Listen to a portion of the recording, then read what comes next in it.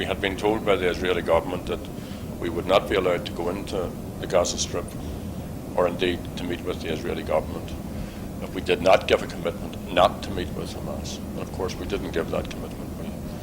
We said we honoured all electoral mandates, and we would not give any commitment if people wanted to meet with us that we would meet with them. We then, after a lot of difficulty, went into the Gaza Strip. When you come to leave Israeli territory, the border crossing is very like a modern airport structure. It's all glass and very, very modern. But nothing prepares you when you go through this sanitized zone for what you meet on the other side. And what you have to factor in is that they used fighter planes to drop a huge amount of tonnage on residential areas. There is no free entry in or out. People from Gaza cannot move in and out, and people from Israel cannot move in or out. So what you have is essentially an open air prison. I think it's about the size of County Louth. I don't think it's any bigger than that. So if you can imagine County Louth just as a big long cache, that's what you're talking about. And we met private sector, we met bankers, we met factory owners, we met women's organisations, we met community activists, we met all the political parties, Fatah and Hamas included, and some of the smaller groups. We met a whole pile of Palestinian agencies. We also met in Gaza City itself, the city council. We met their assembly team. Their parliament building was bombed. And can I say, first of all, that the vast majority of people in Ireland, and certainly the people who we represent in Ireland, think that what happened here is totally wrong. We also met with educationalists. We met the heads of all of the universities. A number of the universities were also bombed. One university, ironically the American university, no longer exists. Others were hit, but the damage wasn't as extreme. We also visited hospitals. Some of them were also hit. There's also an embargo on the Gaza Strip, which means that medical supplies and medication are restricted, and also parts for very, very important medical machines, particularly to do with cancer treatment. A number of them aren't working. We met a number of patients in the hospitals, very strikingly and very movingly, people who I'd be very, very surprised if they survived a week after we left. And we were there under the auspices of UNRWA, which is the United Nations Relief and Works Agency. And that we were there, they facilitated the meeting. So when we were going in, they brought us in, but when we were coming out, they weren't allowed to bring us out. And we had to come out the hard road, and it's a surreal experience. There is no human contact as you're coming through. Now, most people here, older people here, will have gone through the long cache and other security arrangements. This is totally surreal. There's a voice talks to you. This voice directs you, and you have to go through a whole process of gates and locks and so on. And of all the places of incarceration that I have been in, this was quite unique and bizarre.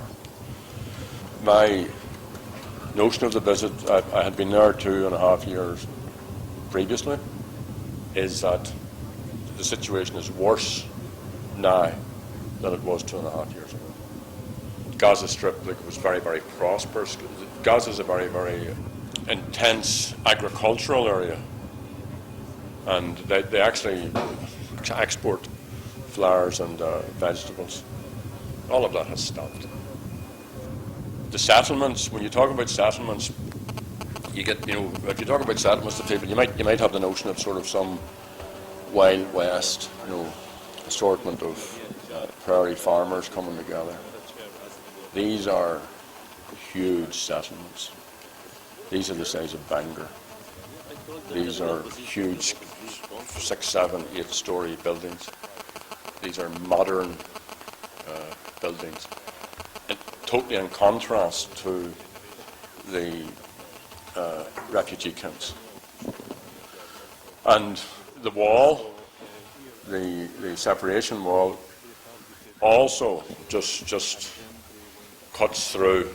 And what they have also done is that they have built roads from settlement to settlement, and Palestinians aren't allowed in those roads. So even farmers whose land the roads may go through are forbidden. And we were only there for 4 days, so it'd be an exaggeration to say that we have the pulse of opinion, but I can't stress how many people we met. My view overwhelmingly is that people want a settlement. They want things sorted out. And certainly the majority of the Israeli people that we met, and they are admittedly progressives, also want a settlement which enshrines the rights of the people of Palestine. And they said that. There is clearly a political will. It's actually a peace process waiting for a leadership in many ways. From the Palestinian position, it's a process without peace. From the international situation, it is a disgraceful violation of international law and of the rights of Palestinian people. The settlements are illegal. The wall is illegal. The attacks in Gaza, in my opinion, are illegal. The embargo on Gaza is illegal. All in breach, clear breach of international protocols, international laws, human rights, and United Nations regulations. And for the world to allow that to happen, or for the West to allow that to happen, is in my view shameful. We told people that we met that we would produce a report and that we would give it to all of the governments in that region and to the United Nations and to the European Parliament and to anybody else within the international field. I do think that President Obama's speeches and the position he has set out are a marked departure from US policy thus far. And I've also talked to Senator Mitchell. I welcome very much his appointment, and I've given him a copy of this report. I've talked to him a number of times, actually, since we came back. So I think that those are two pivotal people, because the biggest international player is the US administration. We make no bones about it. We're not enemies of the Israeli people. We clearly believe in a two-state settlement, but the Palestinian people have right to their own state, and then you have to add on adjectives: viable, sustainable, proper state. I also came away with a profound sense of how lucky we are here to have come as far as we have.